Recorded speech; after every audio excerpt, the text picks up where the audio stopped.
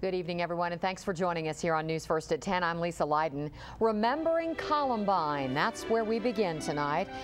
It is hard to believe that 10 years have passed since that awful morning. Two classmates went on a murderous shooting spree, killing 13 people. And tonight, friends, relatives, and community members came together to remember those whose lives were cut short. Rob Quirk was in Littleton for that memorial. He joins us now live with more. Rob? Lisa, good evening again from Littleton. You know, it's appropriate the memorial service is held here at Clement Park adjacent to the high school because as you recall, in the hours, the days, the weeks following the shootings, Columbine High School was closed. It was an evolving crime scene. So Clement Park served as a sanctuary of sorts for people to come together, to talk, to grieve, to pray, and as would be 10 years later, much the same.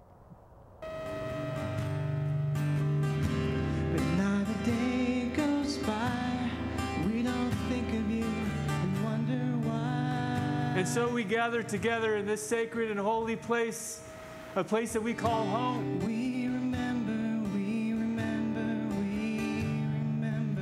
What has changed in 10 years is the way we look at life and how we live our second chance. It's been important for us to live our life to the best of our ability and to the fullest each day. So we've lived our lives the best we could. I also want to thank our principal, Frank DeAngelis. We know that we are still Columbine because of you. And I want those watching today to know how much that we appreciate you. And time and grace have helped to heal our wounds. We can't know what our Kyle, Lauren, Kelly, and Matt, what Dan, Cassie, Rachel, Dave, and Stephen, or John, Corey, Daniel, and Isaiah would be doing. But we know them, and we look into the faces of their peers. We hold on tightly to your memory.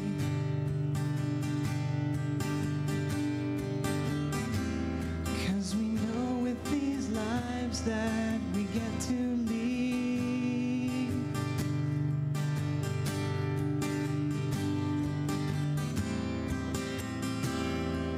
Carry on your legacy.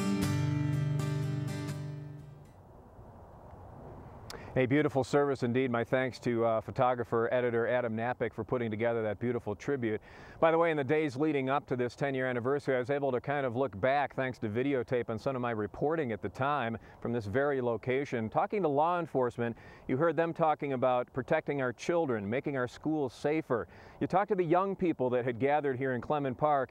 They were talking about doing a better job of opening the lines of communication between students and teachers, parents and their children, making the process easier, recognizing some of the warning signs and doing something about it, basically listening to each other more and more.